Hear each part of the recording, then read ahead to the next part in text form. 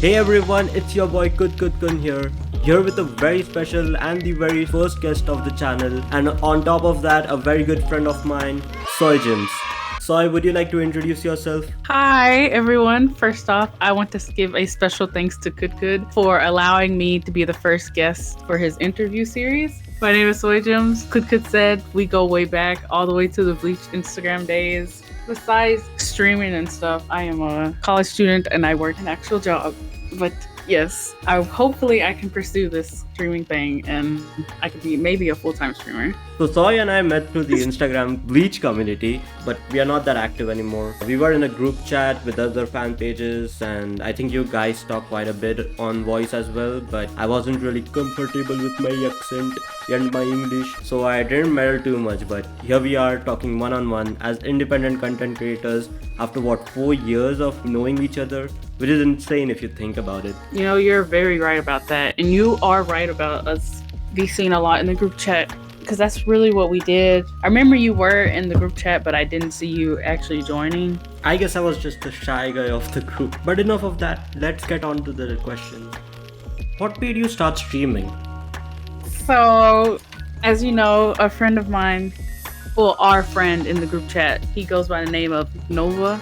We used to talk a lot in PlayStation party chats. I was playing the game Let It Die, and I was telling him about it in party chat, and he wanted to watch me play it for himself, but for some reason I couldn't get the stream share to work. I can't remember why it wasn't working at the time, so he recommended me to do it on Twitch. And I'm like, I don't want to, because I'm scared somebody might watch me. I think he said something like, hey, don't worry, I'll be here. So I ended up doing it. The first few times, I was safe, nobody watched. But one day, people started joining. I even think I got raided. Oh. And yeah, so that was already bad right there. And the person who commented, they're saying you should really invest in getting a mic. That way you can talk with your viewers. And after that, I think a few days go by, Nova tells me I should really consider streaming, because he was saying how I have the personality for it. People would definitely tune in to watch, or basically he can see me being successful as a streamer. Right. And now you have 500 plus friends. Yes, that's right. Congratulations. Thank you. So what's the story behind Soijims? I mean the username, and who created the avatar that we see? Okay, so the avatar is technically what I'm supposed to look like, but with a twist. And I'm not gonna lie, I'm kind of thinking about changing it because I feel like it's bland. So I kind of want to do a complete makeover, but I'm content with what it looks like now.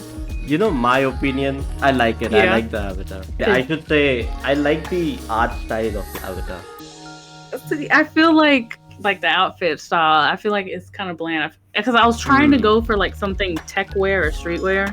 I'm still thinking about how I want to change it. And so for the username, there's a true reason, and then there's a reason I just tell people now because I just don't feel like telling the true reason. But the true reason is, so as we already know, I had a Bleach account for Soifon, right? The first 3 letters of Soijims is SOI. And that's for Soifon, because I like Soifon. So nobody knows this. Maybe a few friends of mine. But back in 2016, I was a K-pop fan. I'm not a K-pop fan now because I kind of grew out of it. But specifically, the band that I liked the most, or I got introduced to, was BTS. Of course. And the guy I liked there the most was Jimin. That was my favorite out of the group. So JIMS. Well, specifically JIM was short for Jimin. The reason I tell people now about Soijims is I type gibberish. But that's the true that's the true reason behind the true lore behind Soijims. And now it is public information on this video, so Yeah. Exposed. So what do you think are some of the factors that have contributed to the growth of your channel? I would definitely say a small piece of it is because of my Bleach account, since I had over 1,000 followers. Some of them did come to my account, my Twitch account, not a lot, which I fully expected because, people want to see Bleach content. And so other parts, I was lucky enough to get rated. But the very big, huge factor that came to that is one of a very good friends of mine who's very sweet. Bleach fans would know who he is, but his name is Clyde. But yeah, because of him, I've gained so many followers. Like, there have been too many times where he has shouted me out on his Twitch streams, just giving me support, or he'll show up on my Twitch streams in my comment section telling everybody to give me support or like all that stuff. I tell him he doesn't have to do this. I do appreciate his support no matter what. But yeah, if it wasn't for him, I definitely wouldn't be in the followers where I am now. So I really do appreciate him for that. I actually wanted to ask you, like, how many of those external followers actually stayed as a viewer? Because a lot of times people get shout outs, but they don't really watch the content. They just follow you and then forget about you. So I feel like I haven't streamed enough, but the times that I do stream, I've noticed some of his followers still watching my streams. Like the last time I streamed, I recognized one of them.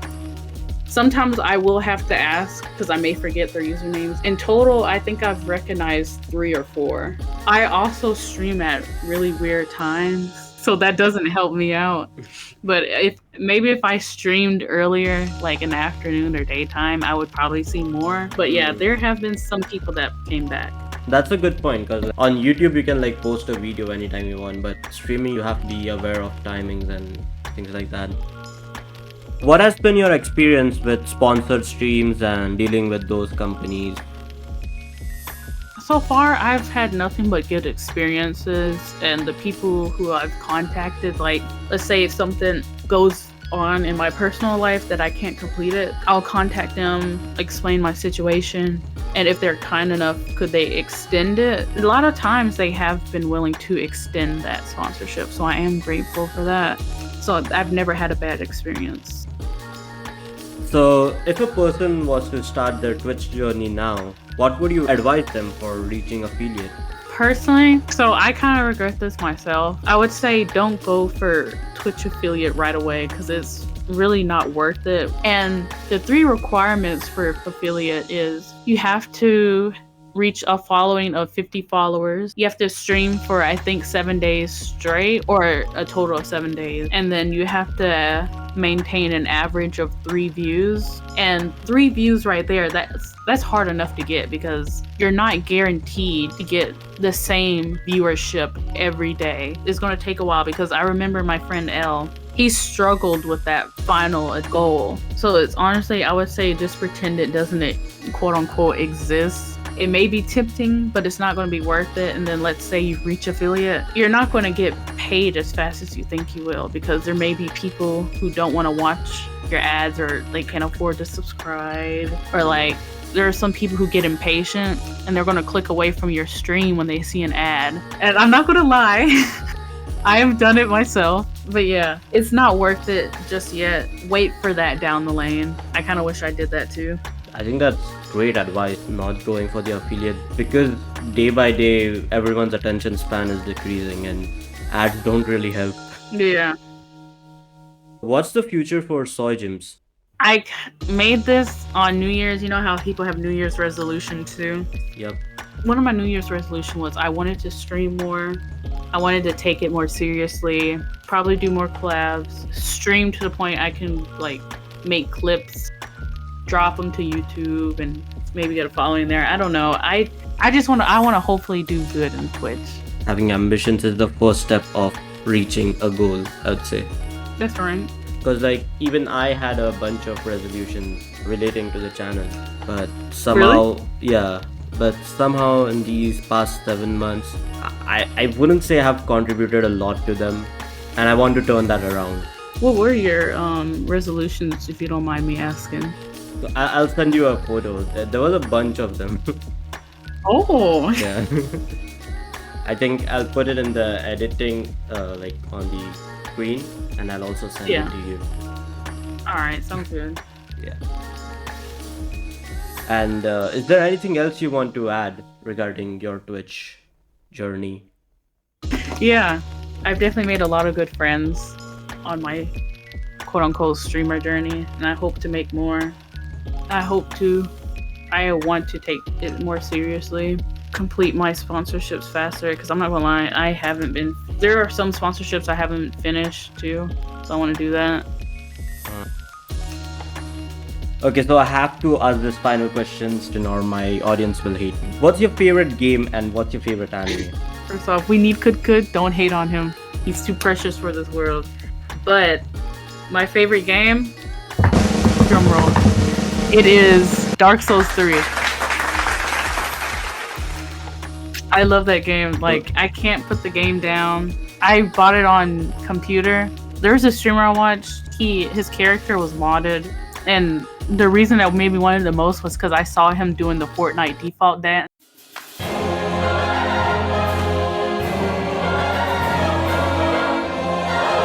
Oh my god, that is like the dumbest reason to play a PS. I'll send you the gif of it. I'm so invested with the lore. There's this YouTuber watching Vati video. Yeah. I watched all his lore on Dark Souls 3. I can't get enough of it. And his voice is so calming. Like, I know. I could listen to that guy for hours. Same. I don't think Dark Souls is done. I feel like they could make a Dark Souls 4, not Elden Ring, but like Dark Souls 4. Because there are some things left unanswered, especially with my questions. Even after watching Vati, still didn't answer some of my questions. I kind of have to disagree with you on that. Really? Yeah, because like the Ring City DLC was such a good ending to the Dark Souls trilogy that I can't ask for anything more, man. Like I would buy Dark Souls 4 and I would play the shit out of it, but I think it's perfect where it ended. Like you said, there are some things that are left unanswered, but I think Miyazaki wants us to make our own stories for that. But my favorite anime, I feel like it's typical because I had an anime account from that, but it's Bleach. That's my childhood anime. Bleach is just special, you know. Mm-hmm. And now that the anime is coming back, or rather it's already back, and it's doing so good. I know. I haven't watched the new episode that came out yet. But you have read the I hate manga, right? that. Yes, I have read the manga. Because then you're fine actually. But But still, I the did animation is pretty, and there are a few bonus scenes, as you could say. Yeah, that's what I was about to say. I heard Kubo is like, he's in on it and he's adding extra scenes, so I'm glad about that. He hasn't really changed the plot or anything till now, but I think they will do something, especially in the end. And with that covered, I would really like to thank Soijims for taking a part in this, for being my lab rat. Of course, thank you for inviting me. I had fun. Where can we find you? Let the audience know.